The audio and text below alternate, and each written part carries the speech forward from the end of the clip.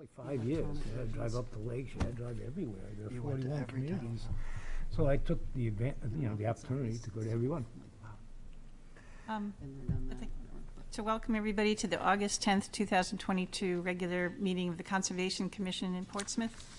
And the first item on the agenda is the approval of the July 13th, 2022 minutes. Does anybody want to make a motion? Allison? I'll make a motion to approve the minutes. I'll second. Okay, any discussion? Thank you. No? No discussion or comments or? You found no typos? I did find one, but I Okay. can't find it now that Okay, I all right. You can send it to me anytime. send it to you It's anytime. a typo, yeah. Okay. No discussion online? No, I was abstaining, I wasn't at the meeting. Okay, great. Okay, so we'll do a vote, roll call vote. So Lynn Yes. and Abigail, Yes. Allison, Yes. Samantha, Yes. Jess, Tess is not on. okay, and Ted's gonna I'm abstaining. recuse. And the chair votes yes. So, second item on the agenda would be to take out of order a request to move up the standard dredge and fill 99 Pierce Island Road pool house to the first item on the agenda, since they were at our previous meeting. Does anybody want to make a motion to do that? Allison? I'll make a motion that we move forward the standard dredge and fill application for 99 Pierce Island Road. I'll second it. Seconded, thank you. And all those, roll call vote again. Ted? Yes. Lynn? Yes. Samantha? Yes. Abby? Yes. Allison? Yes. The chair votes yes. So first item on the agenda, under State Wetland Bureau applications, old business, is 99 Pierce Island Road for the pool house. Is anybody here to speak to that? Can I just, Yes, yeah, go ahead. just say a Yes. couple of things about that one, because it was postponed last month. I just wanted to say, sort of on, the reason it was postponed was because the application wasn't complete, but a lot of other items came up in that meeting, and we do have an item on the agenda for a letter that the commission talked about writing. And so that, the items that aren't dealing with the state wetland permit, I guess I would just say, you know, this is a public interest project for the city, and not to say whether I'm for or against, but it is a reduction of impervious surface, and it is, the pool is an important public interest project that we want to, that the city values and provides, you know, an equity issue for people that can get cooling at Pierce Island that might not have the ability to cool off in the hot weather. So I just wanted to say a little bit about that, but also mainly to say that there is going to be a discussion about a letter from a policy standpoint at the end of the meeting. Okay, thank you. Yep. All right. Do you want to go ahead? Good afternoon. Choose. My name is Joseph Almeida. I'm the facilities manager for the city of Portsmouth. And as was already stated, we were here at your last meeting. We have addressed many of the issues that were requested of us. And without haste, I'll turn the microphone over to the engineer from Oak Point Associates, Wade Lippert, who presented the project last time, and he's back to address the remaining items that were requested. Wade, thank you. Thank you.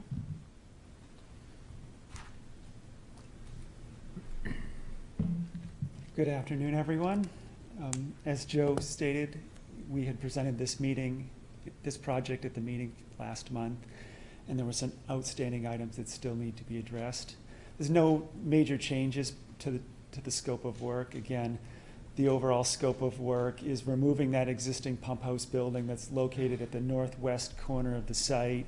It's a small area of pavement, concrete pavement around that pump house on the northwest corner of the pool. That area will all be removed as part of this project, and then it will be restored with grass in that area. Approximately 1,200 square feet of area will be disturbed and restored as grass, improving the conditions in that area within the tidal buffer zone. The new pump house will be constructed just slightly to the south of the current location. It'll be constructed entirely outside of the tidal buffer zone. kind of get it up here. Yeah. Yeah, so, yeah, the color plan is a good illustration, so.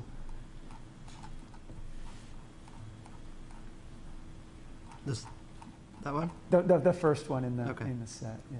If you could just zoom in on that lower left-hand corner a little bit. So again, this is the existing pump house location. The Piscataqua River is immediately here to the north. So this pump house will be removed. There's the pavement that would be shown just to the west of that, or lower on this drawing, is all being removed. And the new pump house will be constructed, just to the south in that location. There was, in the last meeting, there were a few items that had not been resolved when we submitted the application for review last month as a draft. One of the major items was related to the mitigation requirements within the tidal buffer zone. We were waiting for additional clarification from the DES mitigation coordinator on what would be required for that mitigation, where we're removing that pump house and converting it to lawn. When you look at the regulations strictly in black and white, that even though we would be improving those conditions, it would still be required to provide some sort of mitigation. But based on further review and discussions with the mitigation coordinator, that those areas where we're improving the condition by removing the building and removing the pavement, removing those impervious areas, and restoring it with grass, we're not going to be required to provide any mitigation for those areas. So that leaves the remaining areas that we will be disturbing. There's a small area. Peter, if you could just move Yep. forward to sheet CS 102. It's just a couple sheets a little bit further forward. Yep, perfect. That one? Yep, perfect. So we are, as part of the renovations here, there is an existing drainage system that exists along the west side of the pool. We're basically going to be removed, as part of the construction, that drainage system needs to be removed, and we're going to be constructing a very similar system in kind. The existing drainage system, the outfall, it's not functioning. It's either submerged further out into the river, so it's unclear on exactly how that existing outfall functions or where it's located. So we're going to need to construct a new outfall. So we're proposing to construct a new outfall along the north side of the pool, along that rocky shore. That outfall will be above the mean high water of the river, and the total disturbance is about 100 square feet for that outfall and the associated riprap protection to prevent any erosion there. So we will be required to do mitigation for that. We've discussed with the city about potential options for mitigation elsewhere in the city. We'd want to do mitigation by restoring similar type land cover elsewhere in the city. So in this case, it would be a rocky shoreline along the Piscataqua River.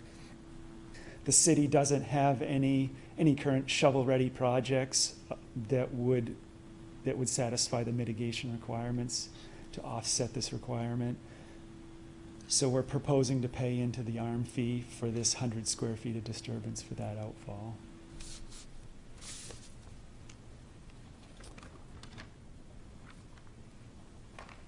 One of the additional incomplete items that we had from the last submission was related to the NHB review. The NHB review that you saw in that draft package last month, unfortunately that had expired. It was more than a year old, so it was no longer a valid NHB review. So we've obtained a new NHB review for the project. There's no changes. It's essentially the same as what we had seen before. The only comments that had come from that NHB review, they wanted to see photos along the shoreline of where we're going to be constructing that outfall. And then their only other comment, they had a question about the drainage system, and they just wanted to confirm that any chlorinated water from the pool during normal cleaning and normal operations is not going to the drainage system. And it's not. any of this chlorinated pool water goes to the municipal sewer system and goes to the wastewater treatment facility there on Pierce Island.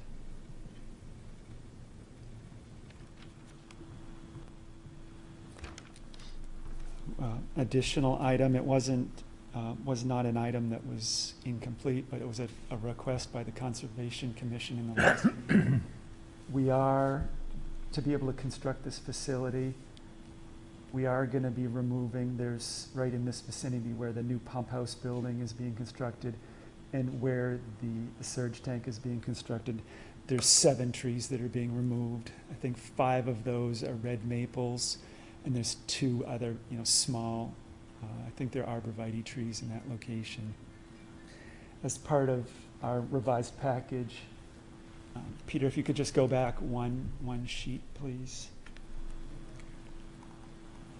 Oops, is that it? Actually, sorry, I think one sheet forward from it, CS 101, please.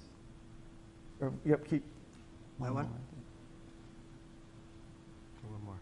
Yeah, That's, yep, that's the one. that's the one? Okay. Yes, thank you. So as part of this, we've coordinated with the city arborist, and they recommended red maples be installed out in Pierce Island. That's the variety that's out there now, and it's done very well. So we're actually proposing 7 new maple trees that are going to be installed. These are the small circles you see in this area. There's 4 or 5 red maples right in this location, just to the west of the pool. And there's 2 additional red maples that will be installed in this area as well, to replicate those red maples that are being removed, to provide shading for the most part for users of the pool.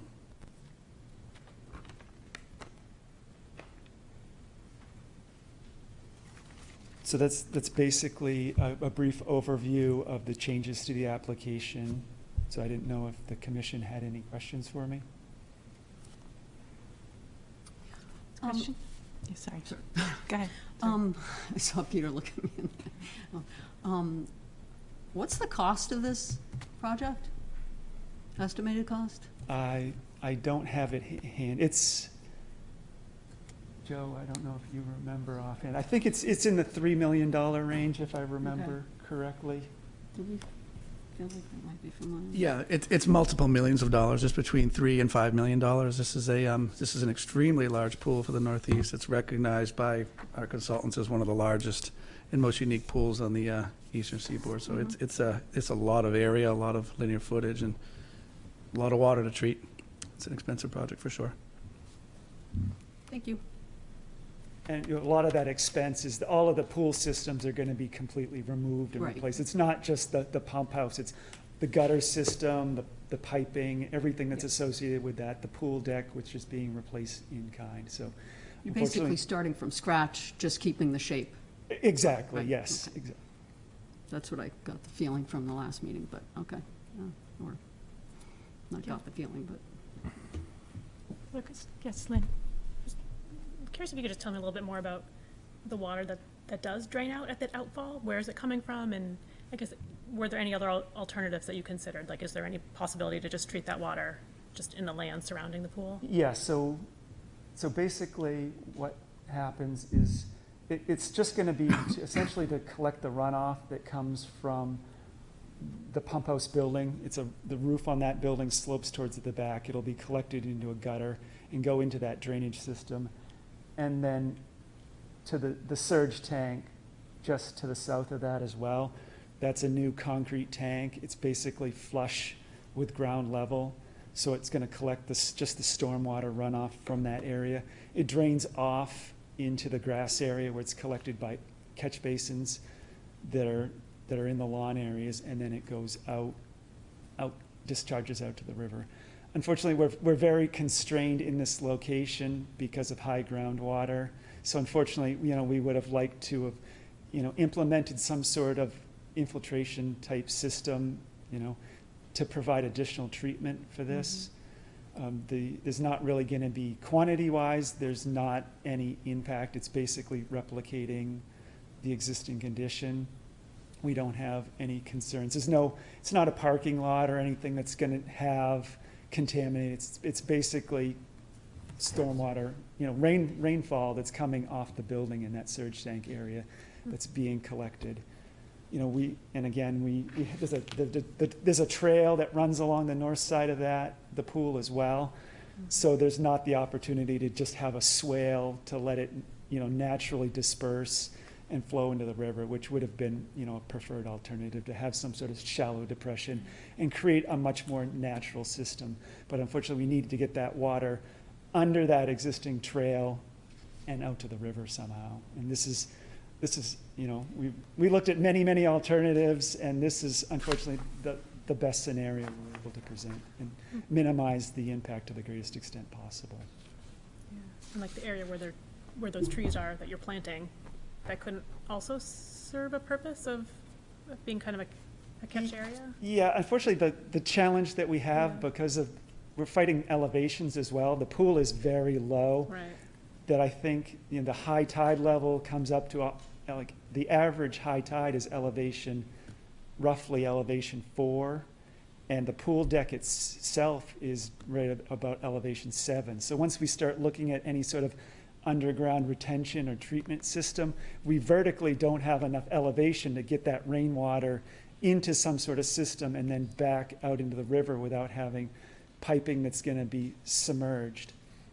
And then once we get, if we did construct an outfall that's below the mean high water level, it gets into the jurisdiction of the Army Corps. So there would be, because this is a navigable water, that it would be into a whole much more complicated and extensive permit review process, because we would need approval from the Army Corps for constructing that outfall below the mean high water level. I was just thinking of like nothing subsurface, but just where the trees are, treating that more like a rain garden kind of thing, a little bit of a depression, like a swale, like you're describing. Well, there is, generally there is sort of a low area, doesn't show. If we could just move forward to the grading plan. So there is a sort of a low depression. Yeah, I think one more. So yes, thank you. Okay. So generally, this water does sheet off into that lawn area Yeah.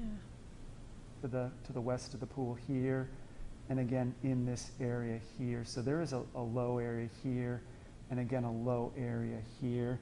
So there will be some infiltration of that water into the ground there, but it's not anything that we quantified. Just had a follow-up to that. So the NHB, there's some eel grass right out. Is that kind of still there, and is the outlet right between those two patches of eelgrass? Yeah, Peter, if you could just go back to the colored plan, please. That eelgrass is illustrated on that drawing. Whoops. Yep, back one more, please. Oh, It's, yeah, just forward. sorry, please. yep. Yep, so the eelgrass is shown. This is the green area here. Wade, can I just correct you briefly? I'm very sorry. That is not eelgrass. That is. Could you speak to the, could you come introduce yourself, please? Sorry. No, thank you for Yeah. clarifying. Yeah. Sorry. So the green delineated area is a delineated salt marsh, low salt marsh, Spartina alterniflora that's present off the northwest corner of the pool. The eelgrass that shows up in the NHB data check, that is further offshore, and the outlet is nowhere near it. It should have no impact on You it. just introduced yourself too, sorry. Yeah, sorry. I'm Elizabeth Oliver. I'm from Normando Associates. Great, thank you. So what we see is just, there's not a potential impact of fresh water reaching the eelgrass in a concentrated flow is what, No, or nitrogen from, no. okay. And Given the size of the watershed that would be provided by this drainage system and the amount of flow that's likely to go through it, it would have no impact on the eelgrass beds that are offshore. Okay, great, thank you. Sam has a question. Sam? Or their hands up. Yeah, is there fertilizer being used on the lawn areas currently? And is that something that cannot happen in the future if it is? Yes, so all the grass areas, they're currently maintained by the City of Portsmouth, Department of Public Works, and it follows the city protocol, and it's only organic fertilizer that's provided. So the short answer is no. The answer is no. Okay, Yeah. thank you. Yeah. Okay. Thank you. Ted? Yep. I'm curious, what special steps do you have to take to keep the salt water from infiltrating into the pool from underneath? Yeah, we actually, as part of this project, right now, the pool was constructed in the 1930s, 1937, I believe. It was originally constructed as a stone and mortar type pool shell, which would have actually, it was piped directly to the river. There was two 30 or 36-inch pipes that would have actually extended, fairly far out in the river, and the pool was actually quite a bit deeper. So when it was originally constructed, it would have just taken water in from the river.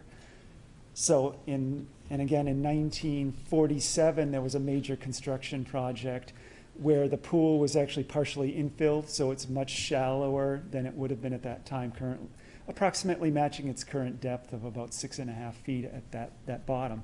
So they infilled that at that point, constructed essentially a concrete shell inside that mortar, that stone and mortar outer perimeter of the pool, and then it became a more modern, at that point, not at that point, but then again, later renovations, it became a lined system, a PVC liner in that. But there has been concerns in the past because of the high groundwater from the river, that there has been sometimes when the pool is empty, there's been some evidence of some bubbling of that liner. So the water doesn't actually come up into the pool itself, but it's held in place by that liner. And as part of this project, we're actually installing under drains around the deeper perimeter of that. And those under drains will tie into, it's actually it would have been the existing gate valve when they had these two 36-inch pipes going out in the river. Those have been capped and abandoned, but this structure still remains in place, and it's a fairly deep structure. So these under drains will tie into that structure. So the times when the pool is empty for maintenance, and there is that potential for uplift from the groundwater, they'll pump that groundwater out of that vault. Thank you. Thank you. Any other questions at all? I just had a quick question about the grassy area that's going to be where the impervious area is taken up, and it's going to be grass, I guess. Can you just point that out again a little bit? Yeah, absolutely. Yep. Yeah, Peter, just move forward to.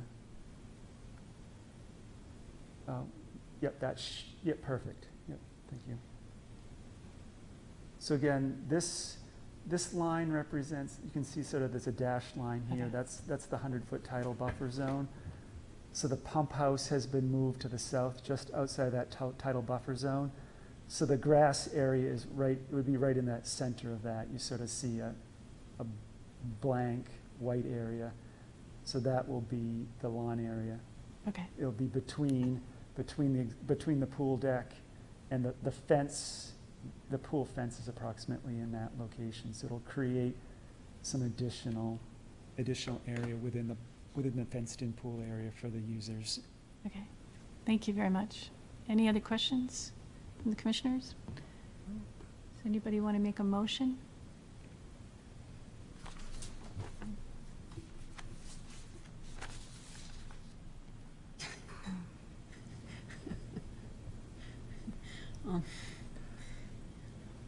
I'll make a motion for discussion purposes to approve the standard dredge and fill permit for 99 Pierce Island Road, the pool house.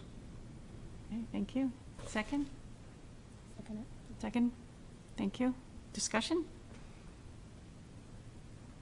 Did you want to speak to that, Ted? Pardon me? Did you want to speak to it? Well, Discussion? I wasn't here for the last meeting. I did watch part of it on tape, I'll say that, but I actually wasn't here for the last meeting. So I saw there was some discussion about it, but it was really relative to location is what people were questioning, from what I could pick up from the tape. Which is something we'll discuss later, and shouldn't be Okay. part of this. Thanks. Any other discussion?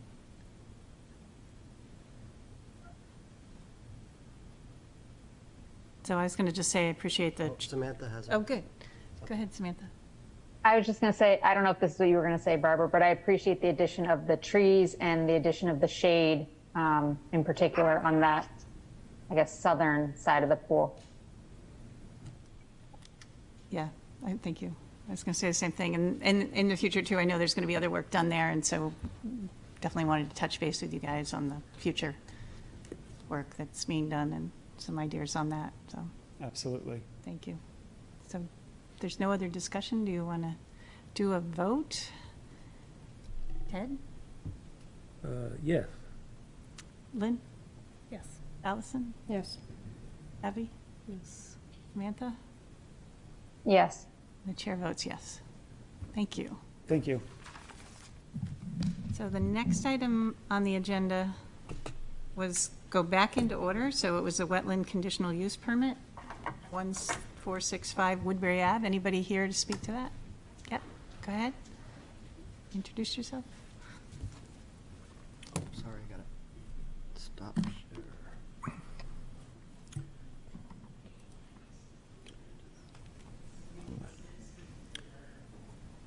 Good afternoon. My name is Tom Godfrey. I am with Bromley Portsmouth LLC, the property owner, and with me today is Nick Dewhurst from Bowler Engineering. We're here today to review our proposed demolition plan for one of the buildings at 1465 Woodbury Ave. It's commonly known as the former schoolhouse building. It's a building on the northwest side of the shopping center at 1465 Woodbury. It's been abandoned for a number of years, and if we could pull up the Yeah, plan. I just can just walk- there, just about there. Here we go. Okay.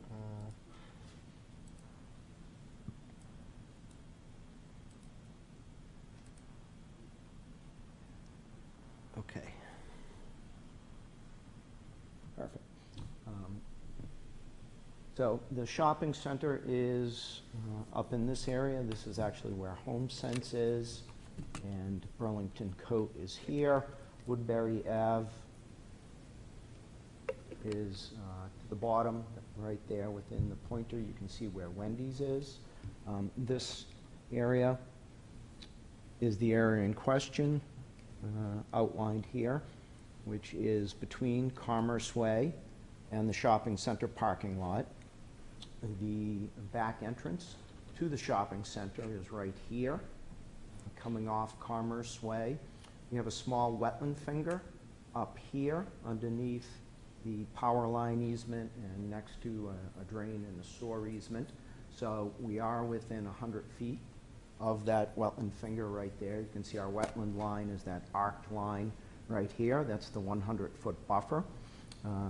The building itself sits right in this area. So what we are proposing is to demolish the building and remove pavement that surrounds the building and continues up towards the Wendy's area, and replace the entire area with loam and seed. Within the wetland buffer area here itself, today I think we have about 90% impervious surfaces between a small portion of the building and paved parking on either side of that. In the proposed condition, we'll be removing all that, and again, proposing loam and seed for the entirety of that area.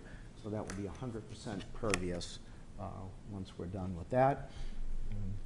The building itself, like I said, will be removed, foundations will be removed, and the basement will be filled in, loamed and seeded.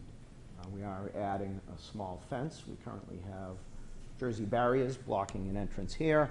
We are proposing a small wood rail fence about 60 feet in length in this area to remove the Jersey barriers. And we currently have the building itself has been an eyesore and a liability for a number of years between people breaking into it.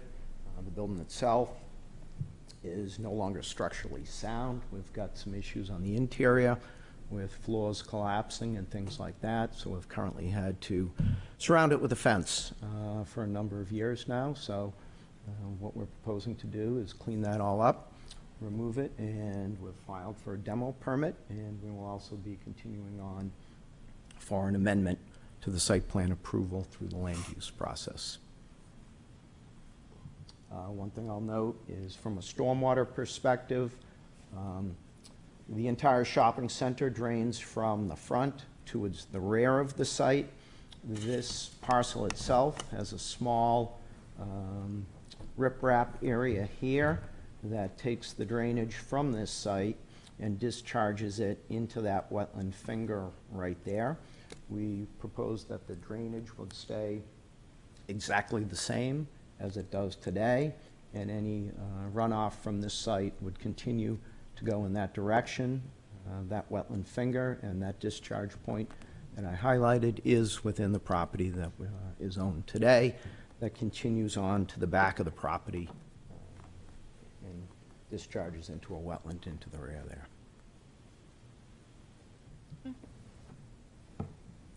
Thank you. Any questions from the commissioners? Yes, Abby. A little history is, I'm curious about. How long have you owned the building? The building has been owned since, I believe, the late 80s. Okay, so it's been, and, because I remember going to lunch there with my mom a while ago, and that would have been within, since then. So it's just been left derelict and has been just decided that it was not going to be kept up? Correct. It's reached its useful life. Structurally, nothing complies with code, so the building technically is not usable. Did anybody look into repairing and refurbishing or moving? Since it's an 1853 building, it's kind of sad to see that one in disrepair, but two have been let go. Yep. The building itself, the front portion is a brick structure. The rear was an add-on when they built the Mexican restaurant. And the inside was redone, gutted and totally redone by the prior restaurant operator. And that's what's been structurally not sound and caving in. And in addition, there's some infiltration issues with water in the basement and things like that. Okay. Thank you. Have you, oh, sorry, another question though? Have you thought of doing something other than lawn in there, like actually planting trees and doing something more interesting? And less, no mowing,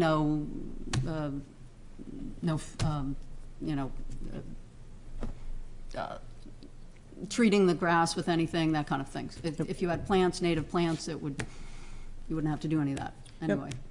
Currently, we have some maintained lawn in this area. There's currently a swale along Commerce Ave on the property that comes down into that small area there that collects the runoff from this site. And at first, we were just going to remove the building itself. We decided that it would make sense to remove the pavement as well and replace that with maintained lawn. Made the most sense to us in terms of that position in the shopping center and the long-term maintenance and the amount of traffic that we see on the roadway here and snow removal and everything else. So you can keep an eye. Is tearing this down a precursor to some other project that's down the line that we haven't heard about yet? There is nothing currently planned in the immediate near-term future, Okay. but someday that is an available piece of property that could be developed at some point in the future. Yep. When we did renovate the shopping center years ago for the HomeSense and the Burlington Coat, we did remove all the old utilities from this building, but we did stub new utilities in this area for, at some point, a future potential use. Okay. So, just to clarify, there will be basically no impact on the wetlands across from the driveway or that access, right? Correct. You're- The wetland itself is separated from this parcel by the drive aisle. Right, right, exactly. So you won't, there's no, when I looked at it, I was like, there should be no reason that anything should interfere with that Correct. other side of the road, correct? That's correct. And right. like I said, within that small portion of the site that's within, it's probably within, it is the outer 50 to 100-foot buffer.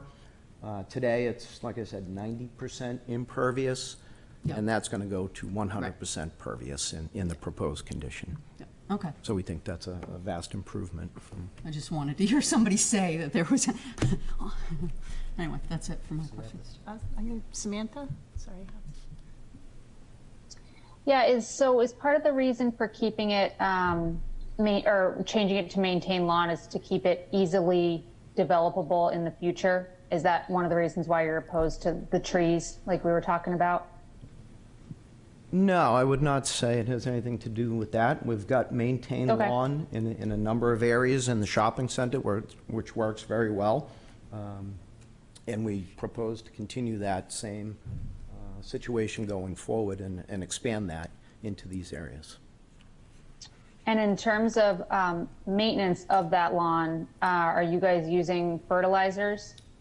Today, I do not believe we are, and obviously would be happy and agree to not use fertilizers in this area if the board so desires. Okay, thank you. Word I was trying to think of. Thanks.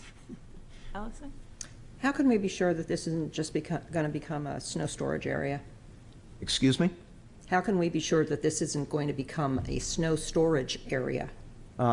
Portions of it, the snow does pile up in the upper parking lot in this area today. That's used for snow storage. We can obviously sign it, and it's currently blocked. There's a row of trees and stones between the parking lot and this lot that exists today. So we could obviously put further stones and additional barriers to block any additional snow storage from migrating into that area. Yeah, the snow itself contains a lot of things that we don't want to get into the wetland. And so if you could stop that from being a snow storage area, it would be appreciated.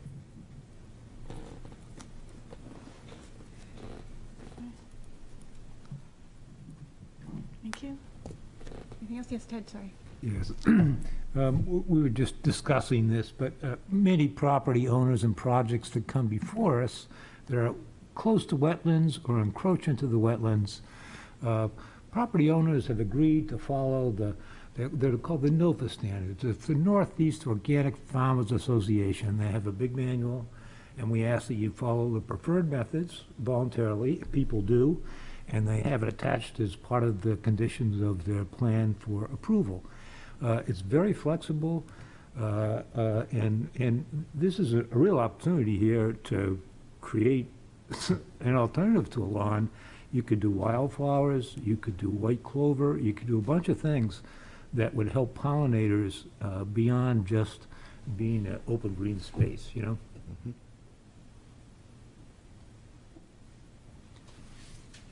Like a native seed mix of some sort? Oh, yes. Well, if all the standards, it has to be. Okay, thank you. Any other questions? No? Anybody want to make a motion?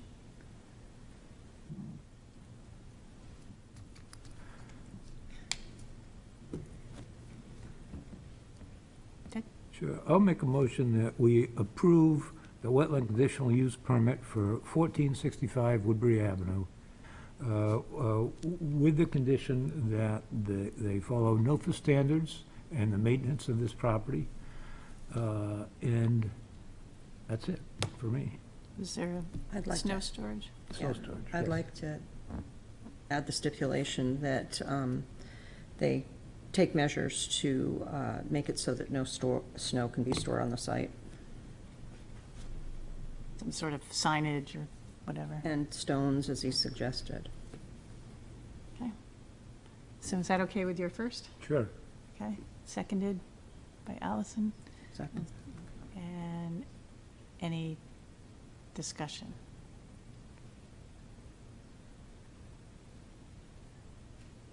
So, no discussion? Yes. This is maybe more of like an internal discussion question, but I can't but help but being struck by the opportunity here to like actually improve the stormwater management of the whole shopping plaza. Like, it sounds like it drains right now into the wetland, and that could be like an amazing, you know, alternative to that. You know, some sort of a kind of created pond, detention basin kind of thing. And I don't know enough about the site, so I guess I'm just asking the group if anybody, and that may be kind of outside of what we can ask for in a situation like this. I just curious about that. Yeah, that's a tough one. It's a good idea. Like, No, but it's a good point. I've been out there, and it's where the water flows. Yeah, so it would mean kind of changing the direction somehow, yeah. Yeah, topographically it would be tough, just Yeah. because it slopes from Commerce down there, but. Right, yeah. yeah, and then once they do it, they limit their future Development opportunities. opportunities, Which we can't really ask them to do, but it's just hopefully consider that the Conservation Commission, you know, is interested in that for sure. Well, I think also they need to understand that, you know, it's great that they're removing the impervious from the buffer and that we don't want any more going back in. So if it were to be developed in the future, that would not be a permitted use. And that part of the lot, I mean, Right. there's other In that part of the parts lot, there. That buffer.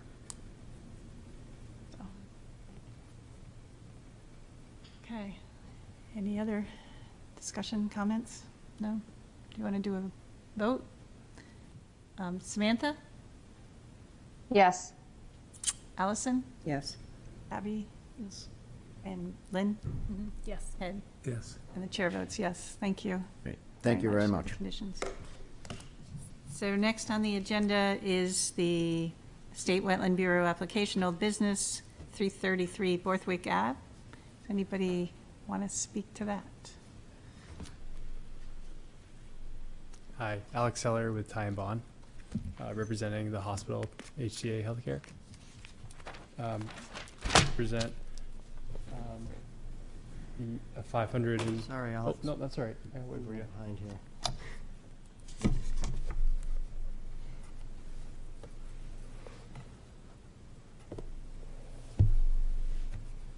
While Peter's pulling that up, I have with me Neil Hansen from Ty and Bond and Matthew Larkin, COO of Portsmouth Hospital.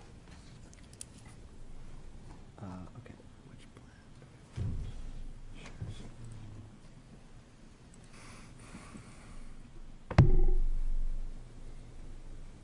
And then which plan do you want, Alex? This one's fine, or you can go right to the site plan just above. Just above. That's great, Peter, thank you. So Take it. I'm here to present the satellite parking lot project for the hospital. It's directly across the street on the west side the northeast side of the Eileen Dondero Folly intersection. And the preliminary address is 444 Borthwick. And they're proposing this parking lot as a satellite use for employees primarily, and it's going to intend to add to their existing functions of their site within expanded growth as part of their plans. And the intent is to have a shuttle service. The site, which you can see is in the central portion of the site. Sorry, I haven't used this before, but the shuttle service here. So the intent here would be to have employees park and get shuttled over to the hospital. We are submitting a minor impact permit to the Wetlands Bureau as part of this project, where we will be impacting 2 wetlands. There are 5 wetlands on site, but the layout that we're presenting to you today is least impactful, which still accommodates the feasible parking area that the hospital requires. You can see that there's impacts on the northwest portion here, that darker hatched area. That's just over 9,000 square feet of scrub wetland impact. And then you have further, there's a smaller portion just here that is another scrub shrub style wetland that is, they both were reviewed by our wetland scientist and provide no real function or value and are in a previously disturbed area where other wetlands on site that we're not impacting are higher function and value. So this is the layout that we came to limit impacts to higher functions, higher functioning wetland. So we're here before you today to request a recommendation to the State Bureau and to provide any additional information that you may have as part of this project. Thank you. Is that okay? Any questions from commissioners? Questions? Yes, Abby? Anybody else want to go first? So the hospital was just before us a little while ago with the addition of the I can't remember. Radiology thing. Was this in the works at the same time? And I'm assuming it was, probably, right? And feels a little whatever to just have this come up later and just instead of as part of the project, but maybe it's not related. But my questions are, have you guys, there is a lot of empty parking area because Liberty Mutual has, I think, made a corporate policy to keep let a lot of their employees work from home. And that seems to, last I heard, it was sort of it wasn't just temporary, it was an ongoing policy or a forward-moving policy. There are so many parking spaces open pretty much any time of the day or night at Liberty Mutual and further down between Highland or across from Highlander and 155 Borthwick. And I'm just wondering, we're near wetlands, parking lots are just basically a blight, and especially near wildlife stuff. Is this something that you've considered? Leasing out those spaces? I cannot say that I know that we reached out to, I know personally Time Bond has not reached out to Liberty to request leasing spaces. If I can talk to that, going to. Yeah, sure. Thank you, Matt. Hi, I'm Matt Larkin, Chief Operating Officer at Portsmouth. Thank you for having us here. So yeah, we actually have asked Liberty Mutual a couple times to think about leasing their spots as well. So far, we're able to do a few spots up on that north lot that you mentioned across 155, but not their main lot. And we see the same thing every day when I drive by. Yeah. So we have also tried that too, but no luck yet. Okay. Recently?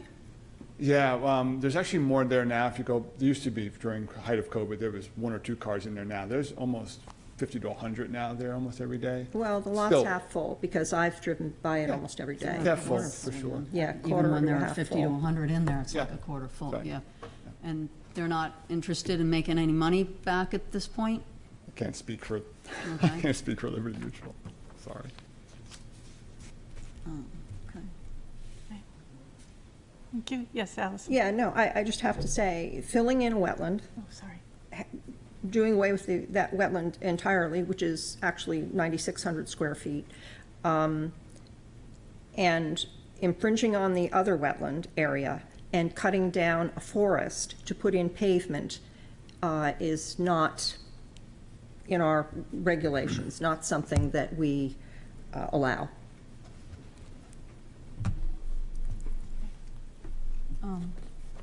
Yes. Oh, wait, I got Samantha, sorry. Samantha's- This is a question for Peter. How come this isn't a conditional use permit as well as a state application? So if you look at the plan, there's a big wetland in the middle that they're staying away from, and they're actually putting some buffer plantings in. That wetland is of size big enough that it triggers a wetland conditional use permit, but they stayed out of it, out of the 100-foot buffer completely on that wetland, and enhanced it with the thought that these other wetlands were stormwater wetlands and they'd fill those. So that's basically the concept. Okay. All right, thank you. Yeah, it was, yeah. Still don't understand why there's no conditional use permit. I'm sorry?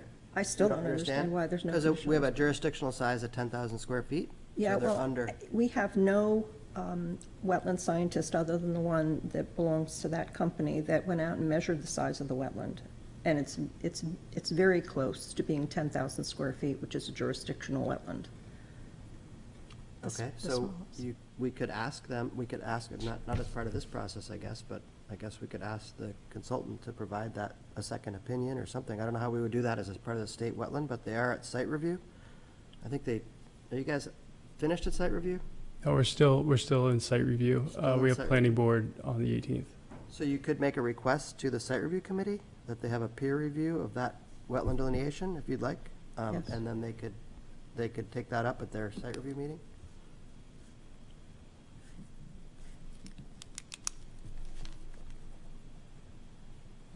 Okay. Just to further add to that, we have had several of our in-house wetland scientists review this project, and this has been internally quality, through our QA/QC process, through several eyes who are very knowledgeable of the New Hampshire wetland permitting agencies. And another thing is the fact that those trees right now are sequestering carbon, and how do you propose to compensate for that? What's trees? The trees that you're cutting down for this project. Peter, if you could go to the landscaping plan, it's just a couple sheets ahead. Right here. Oop, yep, there you go. So this is our proposed landscaping plan, where You're cutting down a forest, we're putting in a few couple-inch caliper trees. right, we're going through the site review process and applying or following all the regulations. Okay, thank you. And Lynn? Just curious what other alternatives you considered for parking? I mean, parking garages, charging for parking, so there's some incentive to not, even use cars. There's a ton of things, right, that you do in a more urban setting. It might be time for the hospital to think about some of those long-term. I think I can't speak for the hospital itself on those type of alternatives, but this site did go through several drafts of actually more impactful layouts. That this is the last option, obviously, that we looked at that was still a feasible layout and still made this site usable for the hospital because of, as there's more functional or higher function and valued wetlands directly adjacent to the hospital sites. So expanding in those locations isn't as feasible as this site. But you could go up, like, with a parking garage. Potentially. I mean, I know it's a lot more expensive and. Yeah, right. So Neil Hansen with Time Bond. So as far as going up with a parking garage, there's a lot of Eversource transmission lines running over their existing parking lot that prohibit them from going to a parking garage type situation. This site also has a large Eversource easement that cuts diagonally through it right here. I believe it's a 100-foot wide easement that Eversource maintains and keeps clear at all times. So you also notice that on this landscape plan, we're not adding any trees to that area because Eversource does not allow it. So just to follow up on that, the transmission lines go over the parking lot across the street from there? Yes. Peter, can you go back? There was an aerial overlay of the. It's a really good pollinator place right now. Goldenrod is crazy all over it. Yeah, right there. So there's a Eversource substation right here. This is where the proposed parking is. So there's a transmission lines run diagonally across here, and then also you can kind of see them very lightly here.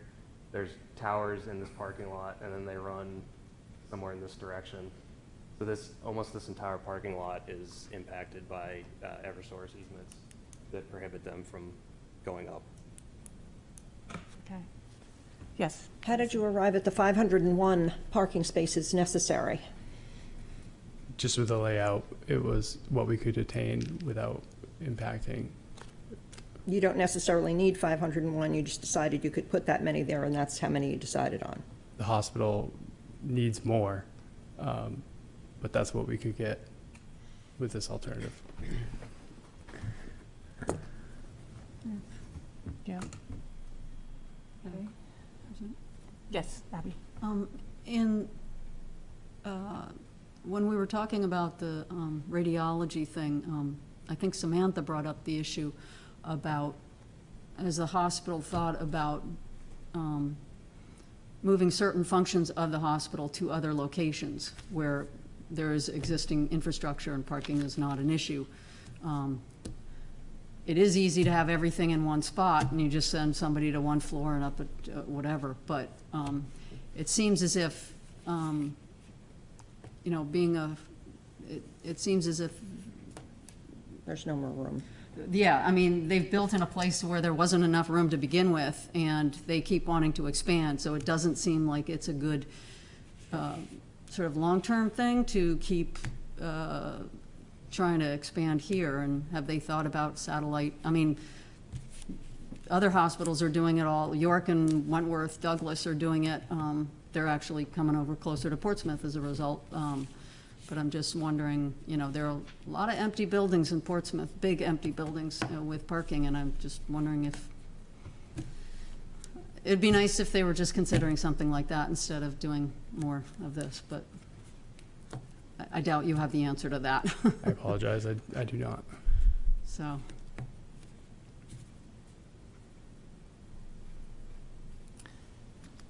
Any other questions, comments? No?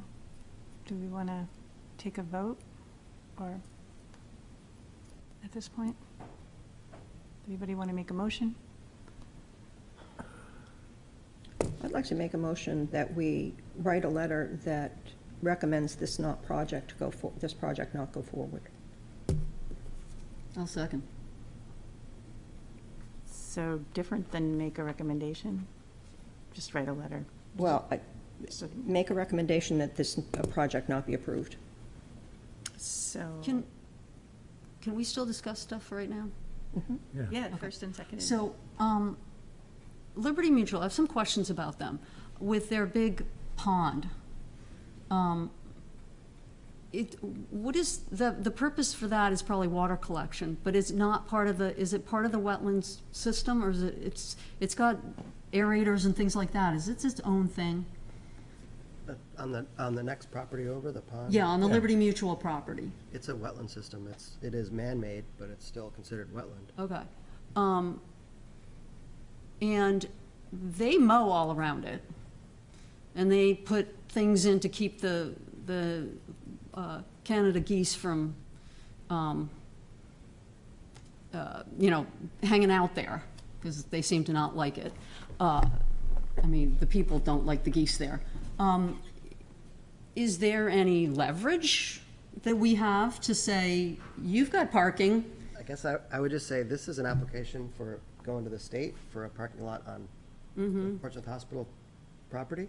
Yeah. And that's what the purview discussion probably should stick to. Yeah, That would be I get that, but outside discussion. but if we keep, if discussion is always just on our purview, our very limited thing, we're losing the forest for the trees, literally, because we're looking at something and we're not taking an overview and saying, how could we best solve this problem by saying, okay, these guys have a lot of parking, they're not doing anything with it, at least for a year or something, to stave off, you know, whatever, and they're treating a wetlands not like a wetlands, so I'm not really sure. I mean, that thing is like the furthest thing from That's got nothing to do nature. with the hospital right now. No, I know it's that, but could the city approach Liberty Mutual and say, can we work out an exchange between these two next door neighbors?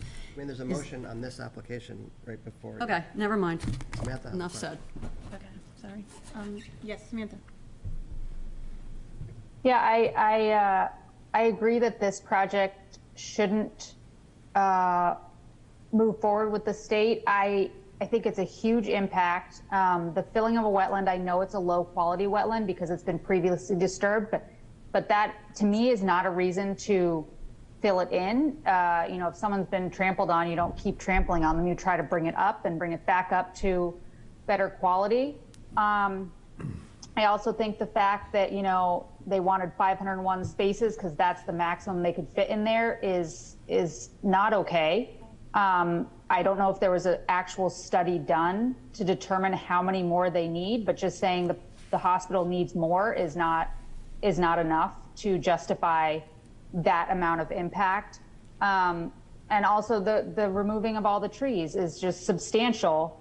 And they're already, you know, to everyone's point, they already built in an area that was very constrained, and they really need to be thinking of other opportunities and other places and much more creative ways to get the parking they need and to expand other departments as they probably will need to in the future. This whole area is completely maxed out already without doing some serious damage to the environment that's still left. Okay. Just want to speak to that, if, Oh, go ahead. Yeah. if possible, sorry. You can speak to it if he wants to. Is Yeah, there, I didn't think we could. I Oh. thought we were if done. everybody thinks, All right, Yeah. okay, all Right. right. I'll, You go. I won't speak to that, but my doctor moved into the new offices out there at the end of Eileen Dondero Foley Drive. And every time I go out there, my heart, it just tugs at my heart that a road through wetlands is named after such a wonderful woman. That's all I have to say. You know, Yeah, it's I feel basically a strongly about driveway. so, I mean, I kind of hear, like, if we're going to make oh, go ahead, Samantha, you have one more? Sorry. I think she might have just left her. Oh, is there? I didn't lower my hand, but I do have to leave in like 5 minutes. So if I can't vote on it, you've heard my opinion. So Yes. there we go. Yes, very helpful, thank you. Yeah, I was just going to say that we need to make a recommendation, so, and we need to tell them, like, what our recommendation is based on, to give them something. And so I think the bit about a study being done is really, really helpful information. I think that it hasn't been presented to us, and maybe we normally just do a discussion, but we can, if you guys had that done, then let us know, kind of. But other than that, and then from my side, I think the least impacting alternative, which has been spoken about looking at alternatives as shared parking spaces, and it doesn't feel like that was totally a very thorough job done on that. So those would be two things: the 501 spaces, and was a study done, and then the least impacting alternative. Because I feel the same way as everybody else. This is like, none of this should have been done to begin with, but we're stuck. And it is an important resource for the city to have this hospital functioning and being able to meet the needs of you know, the medical needs of the community. And but you guys are also coming in with an application that is intentionally put together in a convoluted kind of way. It's nice to protect the buffers of that wetland, but it does make it so you don't need to get a CUP the way you've designed it. And I know that's strategic, but it does, we need to at least tell the state that we feel this way on this, and that we feel really strongly about it. So, and I think in addition to that, then also having the wetland review redelineated by somebody else would be recommendations that I would make at this point. So I don't know if there's more from the, yes, Lynn? The other piece of information that would help me, and I'm not even sure who's the best person to answer this, but just to help put this hospital kind of in context, like the long-term planning perspective here. I mean, I know there was a decision, it wasn't that long ago that the hospital was moved to this spot. Was there sort of a build-out plan? Does the hospital have a build-out plan? Does the city have kind of a vision of how they want to see this area developed? It would just sort of help me understand if this is kind of in keeping with a thoughtful strategy or not, you know. Right. And maybe that's just part of the like additional information that we suggest the state consider? I'm not sure. Right, and it has to do with the least impacting alternative, which Okay. is what something that they have to look at, so Yeah. I think, yeah, that would be good. So, When Can did we it? vote on the motion yeah, before Or- before Samantha Yeah, leaves? so Samantha can vote. yeah, and the problem is, if we deny it, we need to say the reasons why, so. Yeah, yeah. Yeah. Do you want to go ahead and, is that all right, Abby? Or- Oh, yeah. Okay. Um, To be clear, voting in favor means we are not recommending the project move forward, correct? Correct. You're voting for, yeah, that's right.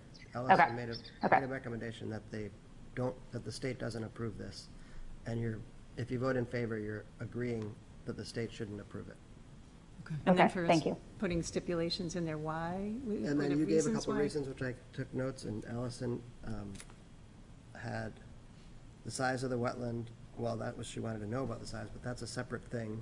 I don't know, what specific points would you want to raise with the state, I guess, is what we should. Site review by another wetland scientist, the arbitrary 501 parking spaces that are needed, the not looking at the least impactful thing to do in getting more parking, such as looking at other lots that are not heavily utilized.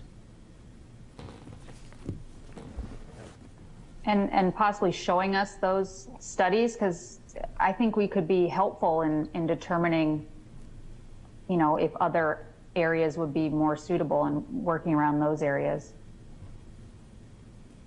Okay, Yep. Yeah, Okay. thank you. everybody good with that? We'll do a motion to, everybody do a vote. So, Ted, Yes. Samantha, Yes. Lynn, Yes. Yes. Allison, yes, and the chair votes yes. So, thank you. So our next item on the agenda is the letter to the city council that was sent out as a very draft to everybody. I think everybody's seen it anyway. So we all either have a copy or had a copy of it. So we wanted to discuss this letter to see if this is something that we maybe need to change, or that it, as a letter goes out from individuals, and everybody, right, it was going to be everybody sends a letter.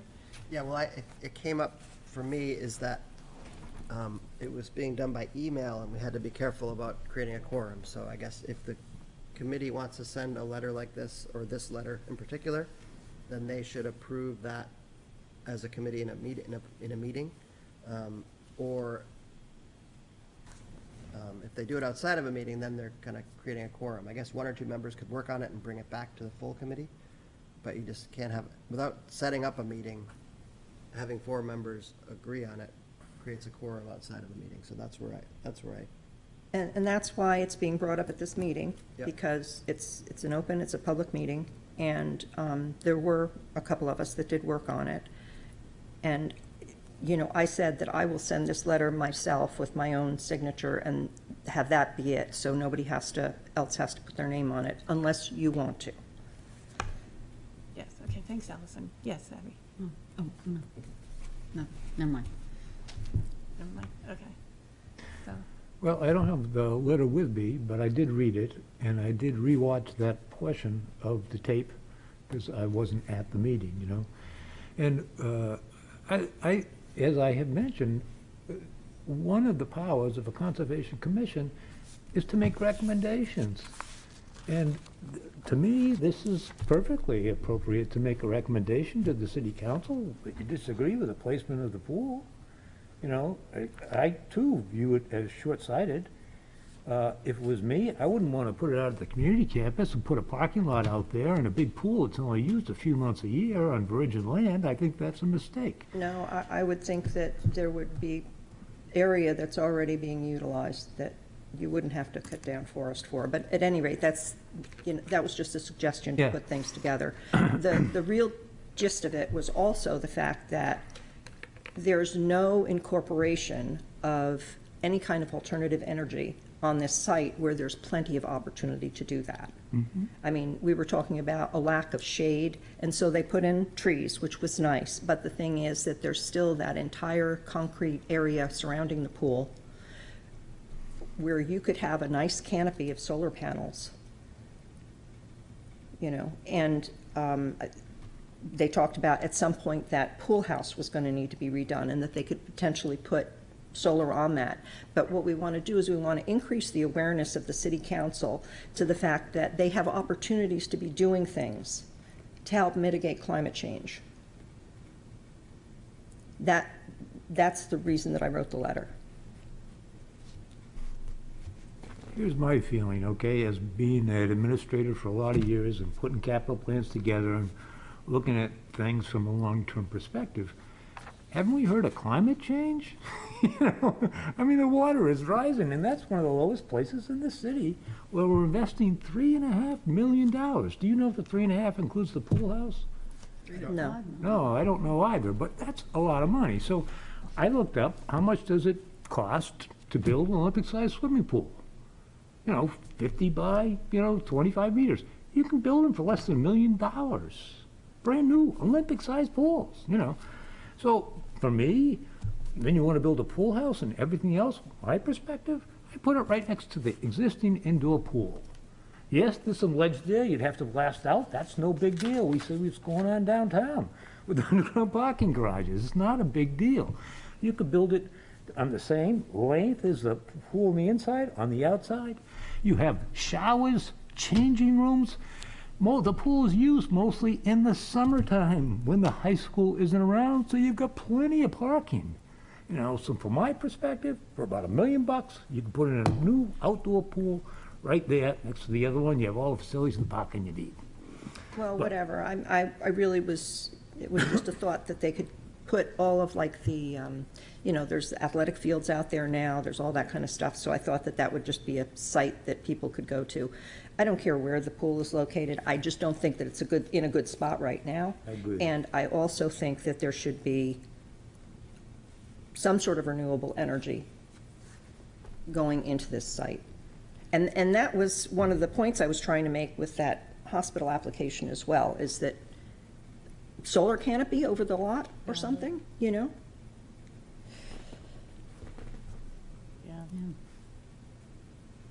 Being creative, so, yeah.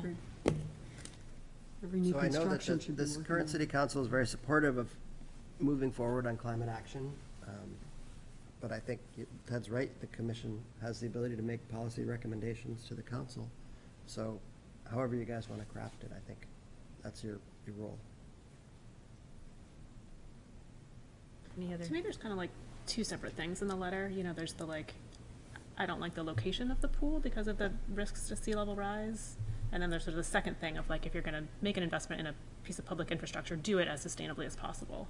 Right. And I guess I really support that part.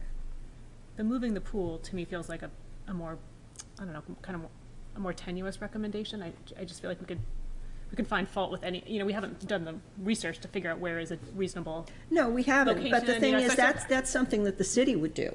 That's not, Yeah. if we want to take out relocating it to the community campus, no problem with that. But just consider relocating the pool because of the fact that it is below sea level. I mean, when you look at sea level rise, it has been inundated with floodwaters previously.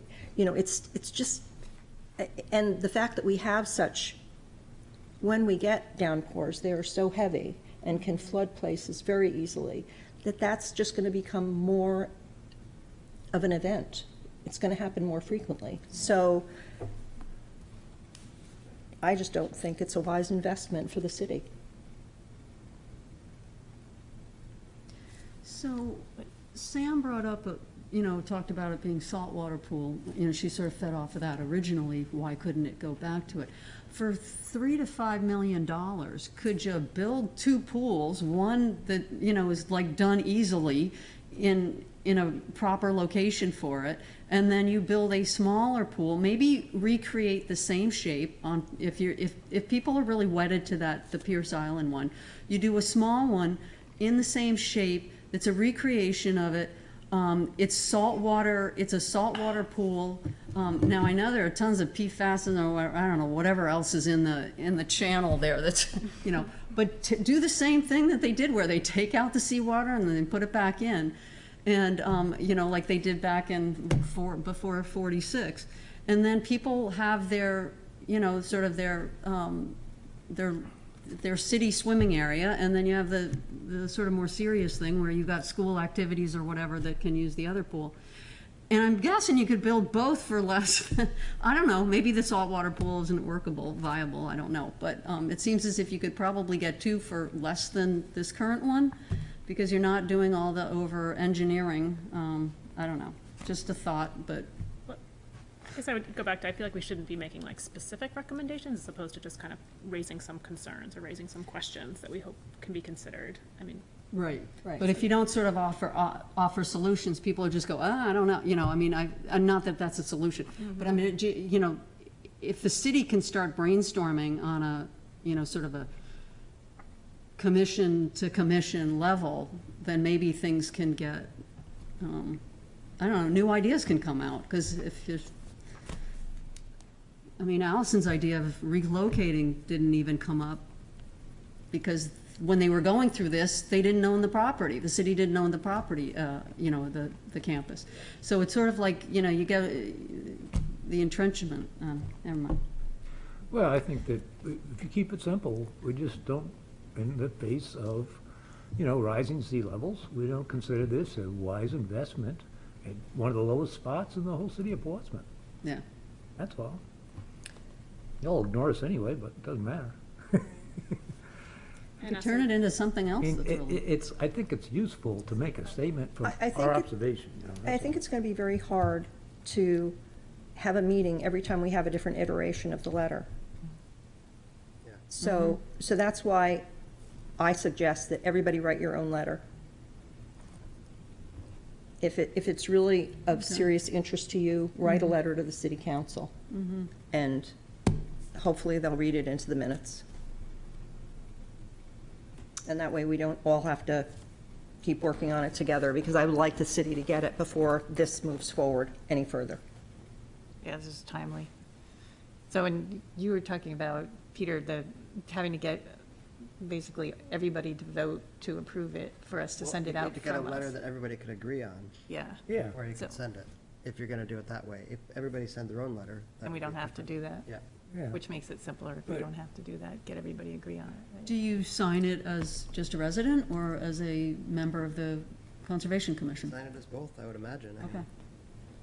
mean, I believe that the voice of the commission is more powerful than a single one. I think that we've narrowed it down. In the face of climate change and other things, we don't recommend that this location be used to spend $3.5 million plus a pool house beyond that, you know. That another location should be found for the future. That whole thing about the inflow of the water and salt water, and it's gonna be a nightmare. It's, you know, my view. But if someone likes, Allison, if you want to draft something along those lines, you know, and just bring it to the next meeting, we make Well, I minor already did, changes. and all I want to do is cross out the The one you did? location, because I think everything else is still relevant. Okay. Yeah, I'm with you there. So is that essentially a letter recommending the city council consider policy, in the, Finding a new location. no, I think she said, consider a new location, but also, the bigger thing was the sustainability measures. Absolutely. Yep. Absolutely. So you would take out the beyond deteriorated danger of the pool, meanwhile. The letter isn't in our packet, is it? No. No. Packet. No, it wasn't in No. the packet, which It's could not. complicate things a little bit more, right? Yeah. I guess. I know, I mean, get on yeah, I the guess email. we could put it in the minutes. Well, I can take it and cut that out and see what you think about it. Yeah, and we put it into the package for next month. I don't want to wait. Oh. I don't want them to move forward and say, okay, the money's there, we're going to get this started. I think that we should alert them to the fact that we are concerned about it. I go as soon along as with I that. have a question about the quorum It's already issue. been over a month. Yeah, I go along with that. If Allison has a letter that she sends out, but each one of us we don't respond to the email, but we can respond and saying, I want to sign, we can respond to you or Isaac saying, yes, I want to sign on to it. That's not a quorum, correct? I mean, isn't a quorum when you're getting together and chatting? It's essentially a vote, so I think it is, yeah. Is it? Because you want to sign on to a letter? You could read what you want into the record right now, and you guys could vote. That would be one way to do it. Mhm. All right. You can amend it such that you can do that right now, then you'd have a letter that you agreed to that you could vote on if you want to do it that way. Or you could provide several bullet points that we put into a letter from the Conservation Commission and send. But this, you already drafted something that you want the commission to look at, so I think that.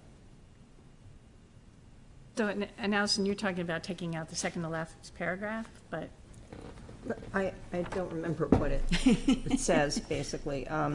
Spirit might be to move the pool to a more convenient, less resource-sensitive area within the city. that's Fine. good, yeah. Yep, and then just, the last is just a summary. The Pierce Island Pool is heavily utilized, appreciated by this, as a resource by the city of Portsmouth. Rebuilding the pool in the same location and not including the use of renewable resources doesn't seem to be in line with efforts of our future climate action plan.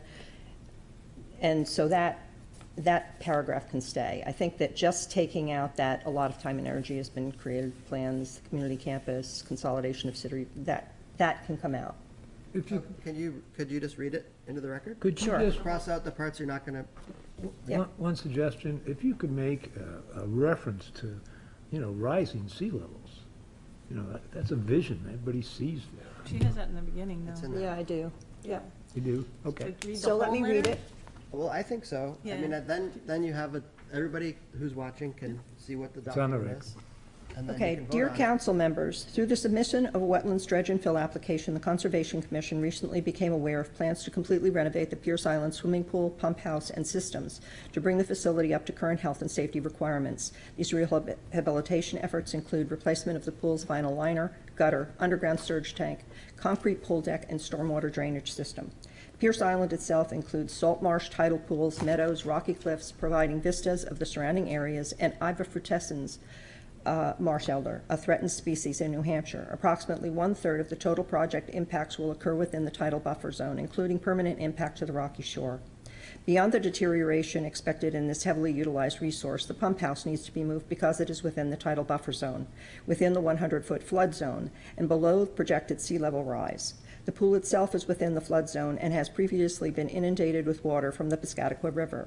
The chlorinated contents of the pool are an obvious danger for the natural systems of the island and the river. Meanwhile, the proposed upgrades do not include renewable resources such as solar or solar thermal energy systems or consideration of a saltwater pool. We would appreciate reconsideration by the council of this information before proceeding with the plan to rehabilitate the entire pool and associated systems. By having the foresight to consider the potential for flooding, further destruction of natural resources can be avoided. Including renewable energy resources in this plan would be a positive step in consideration of the future of the climate action plan. A superior long-term investment might be to move the pool to a more convenient, less resource-sensitive area within the city. The Pierce Island Pool is a heavily utilized and appreciated resource in the city of Portsmouth. Rebuilding the pool in the same location and not including the use of renewable resources does not seem to be in line with our efforts with the efforts of our future climate action plan, in turn having detrimental effects on the patrons of the pool, residents of Portsmouth and Pierce Island, which in itself is a great natural resource for the community. Sincerely, the Commission. Yeah, I'd go for that one. Want to do a vote, or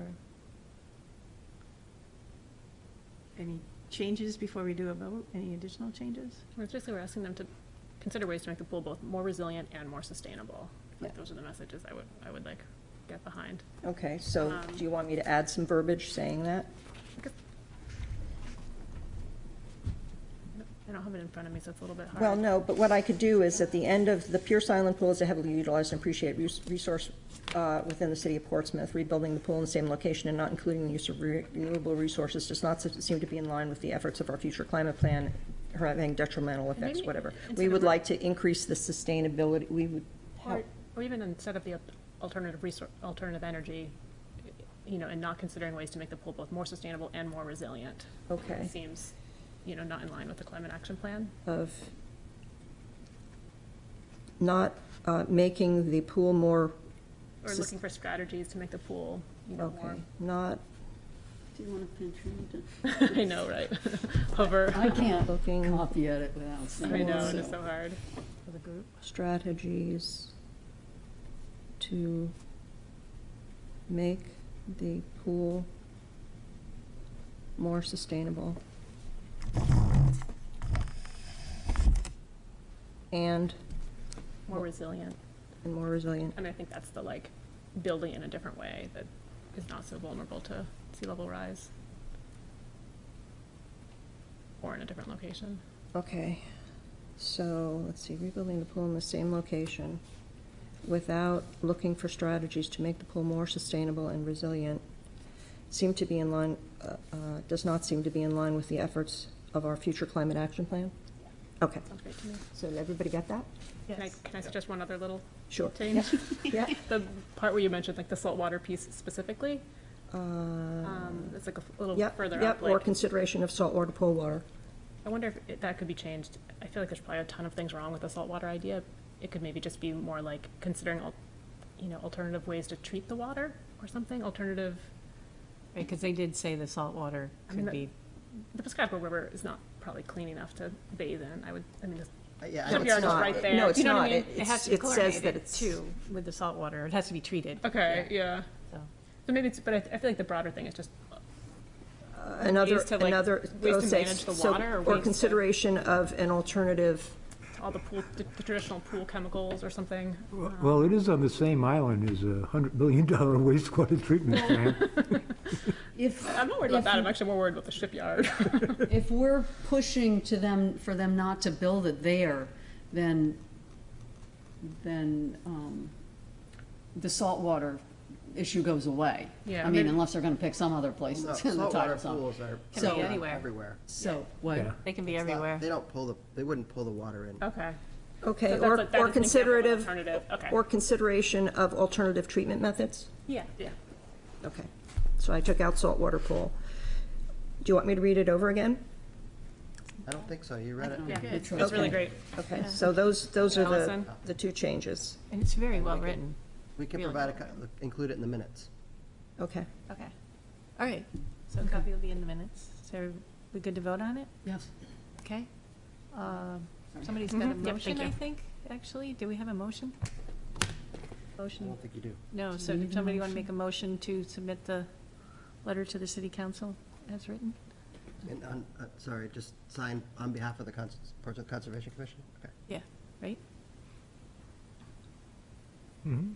I make a motion that we submit the letter as drafted as a recommendation to the city council from the Conservation Commission.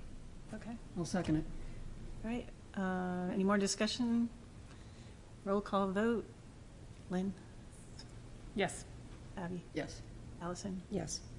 Ted? Yes. And the chair votes yes. And we don't have, Sam's gone. Sam's gone. Yep.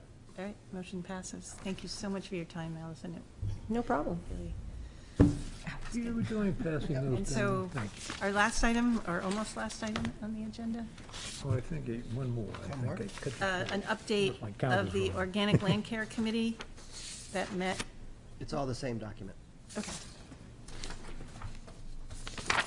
What was it, last 2 Tons of weeks them. ago now?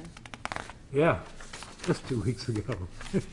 And I apologize for that meeting because I had, the surgery for skin cancer the day before, and I was in so much pain, but I said, I'm going to this meeting.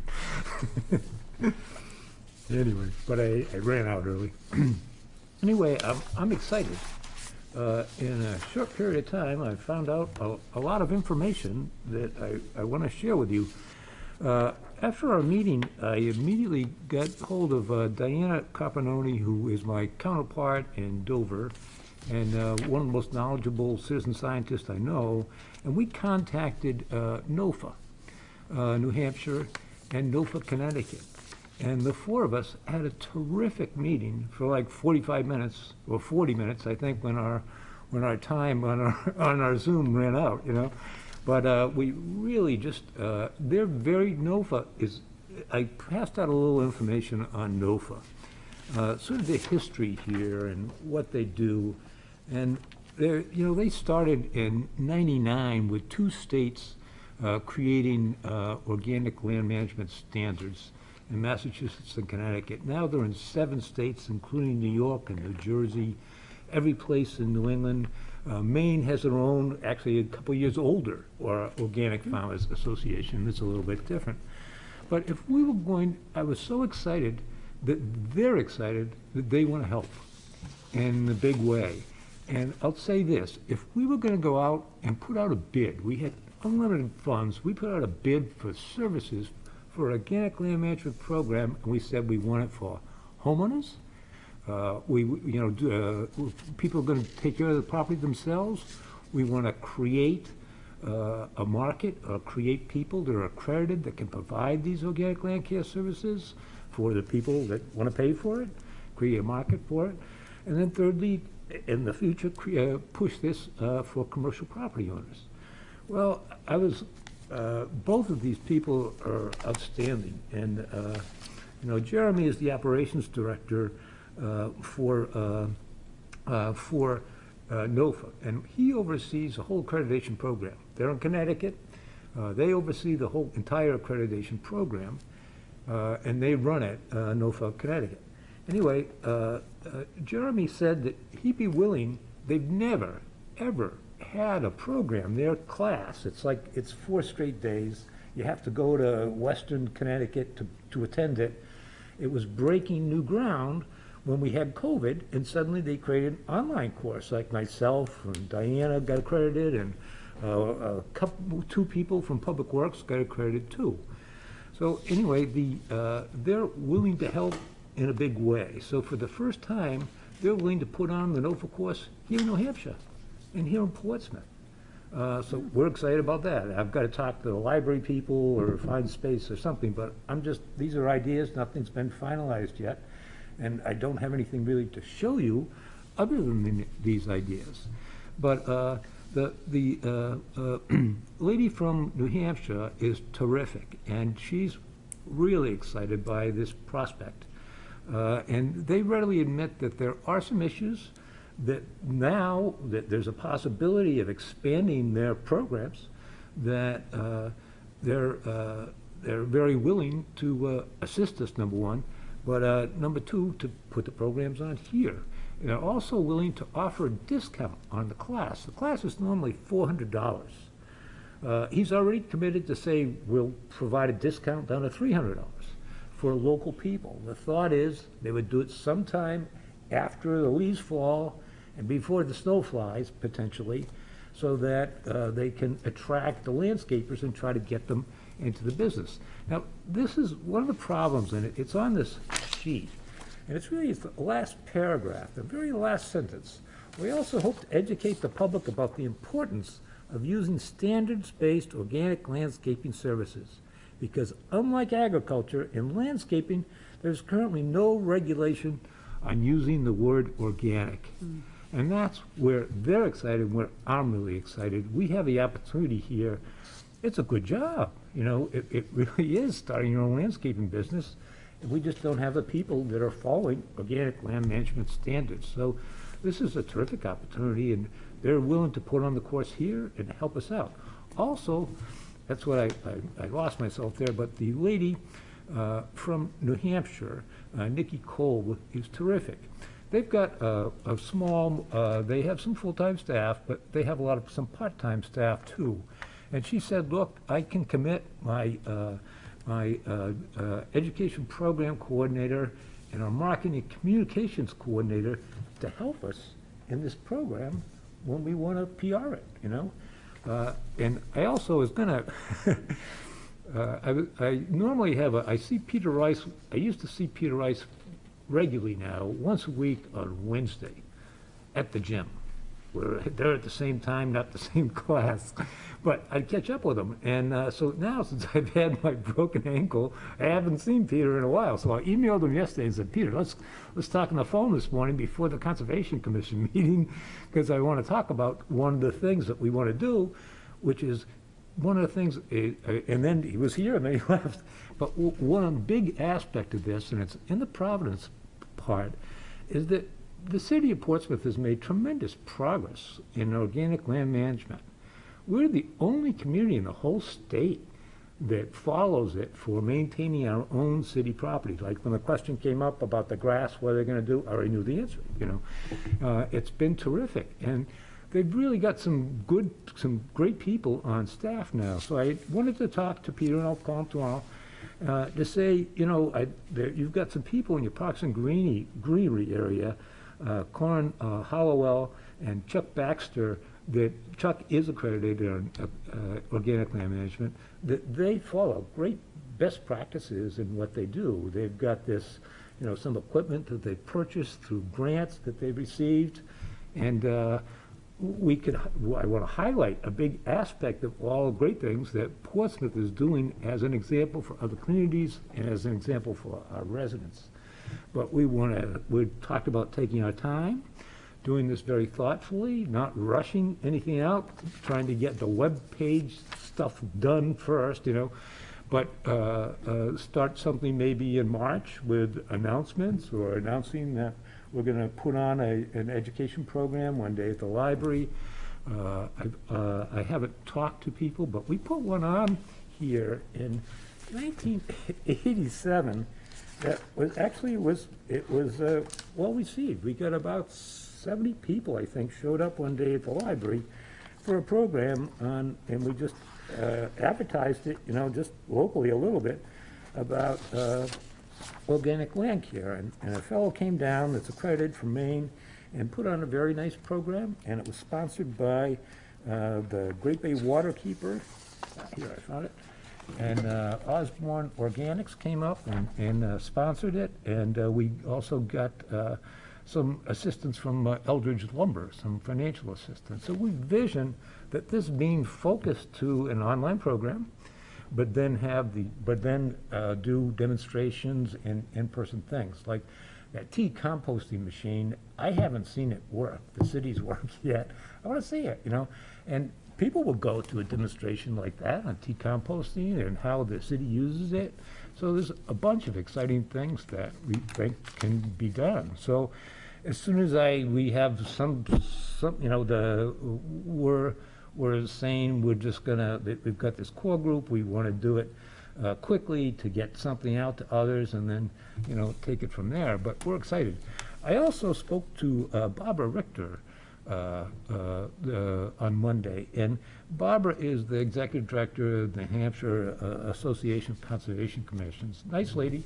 I talked to her about it, what we're trying to do. She was really excited, and she said, this is great. This is the type of thing we have talked about at our board meetings all the time, and no one's ever taken an initiative to push it forward. So she said she's got a board member that's really interested in organic lawn care that might want to participate too, you know. So as quickly as we get something, produce something, I'll get out there. Other thing is, I had a terrific meeting yesterday with Alan Brady.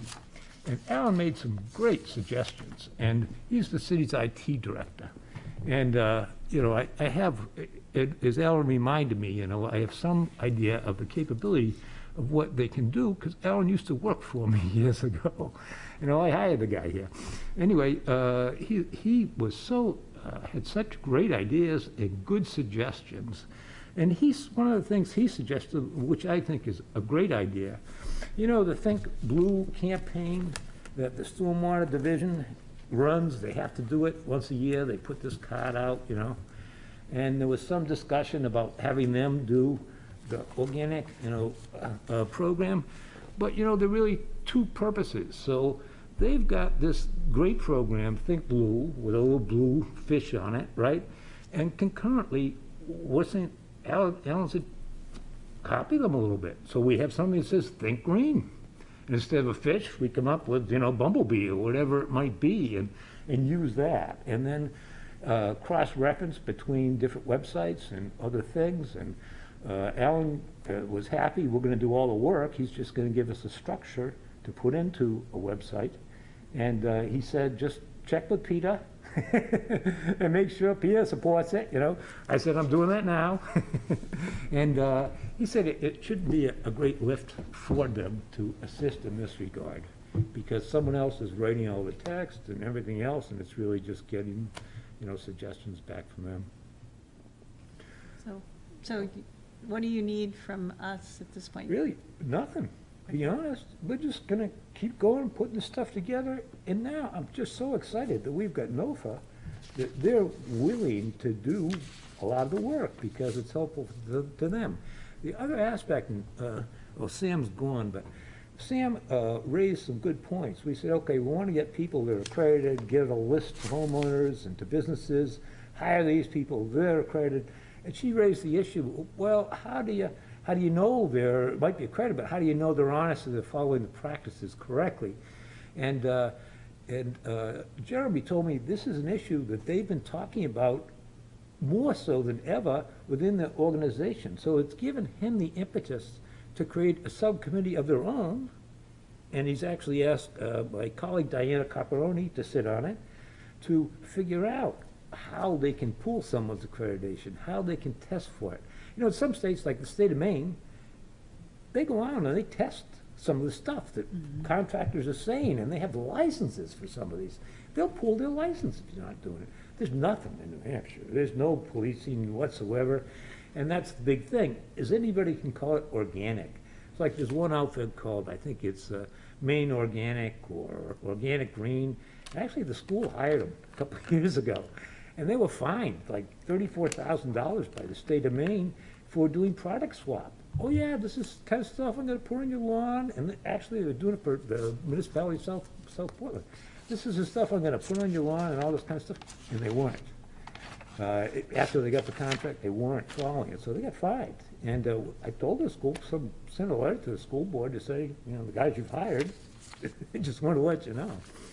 So anyway, that's what I've got to report, and, you know, the next month's meeting, I won't be here in person, but I hope to be here electronically anyway, so.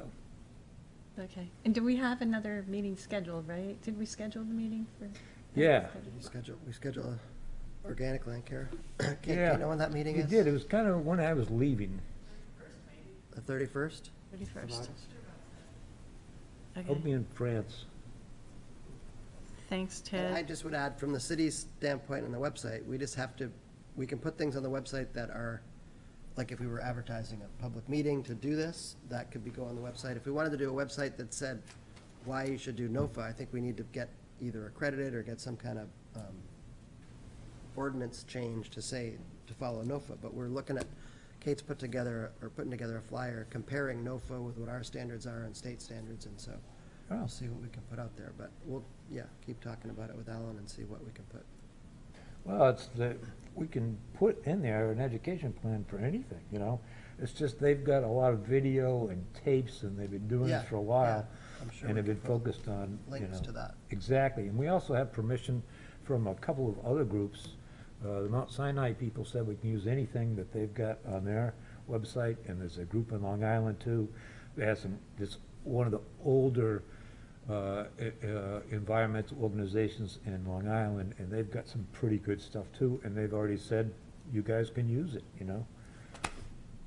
So are you, well, I won't go into the details, but let me know, because I had offered to help with the website. Okay. So keep me in touch. And then I know that Lynn and Sam were doing looking at ordinances. Yep. And comparing with PrEP's ordinances and stuff. And Yeah, I don't know if you exactly. Probably I have mean, that. just the one little, two little updates I could provide. We are gonna, Samantha and I are gonna chat, and we invited Abigail Lyon to join us from PrEP to the week before our committee meeting, so we can kind of report out on that. And a little bit that I shared with Abigail, she immediately was like, "Oh, this is exciting." And, you know, PrEP does have little small grants that can be used for things, I think especially things that are around like updating ordinances. So if we did want a little bit of resources to, you know, help actually do the technical, I don't know, writing and analysis that's needed for that, that could be something. And I actually don't know if that could be, we'll ask Abigail about that. Could it be partnered with like an ordinance update plus some outreach work? I don't know that. Oh, yeah. Actually, if there's anybody that is interested in grant writing, there's a small window of opportunity to get a moose plate grant. I've talked to the lady there. We could potentially fit in one category, you know, but I personally am not gonna have the time to write a grant.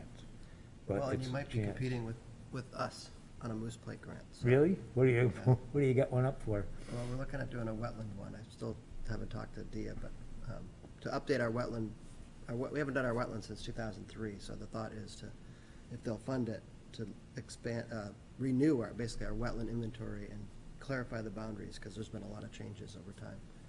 So that's what we're thinking about doing. Maybe you can show the creek that runs through my property, because it seems to stop across the street. Yep, we could show that. Exactly, that kind of Oh thing. my God, where it outlets to the Sagamore Creek? Yeah, it shows it over there, but it doesn't show it on my side.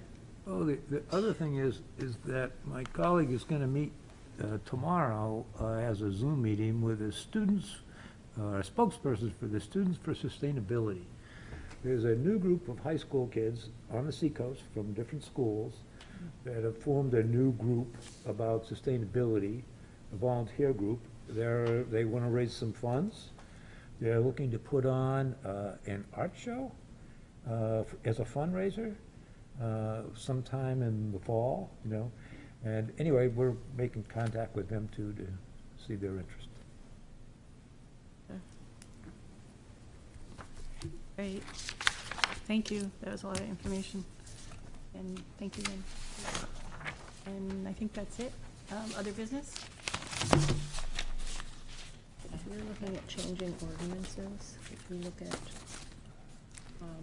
So you don't want any somehow competition to up not here? put down the No, it toilet isn't. without compensation. Why, I'm only also, kidding. I'm only kidding. I'm just not gonna volunteer to write it if we're gonna do something else.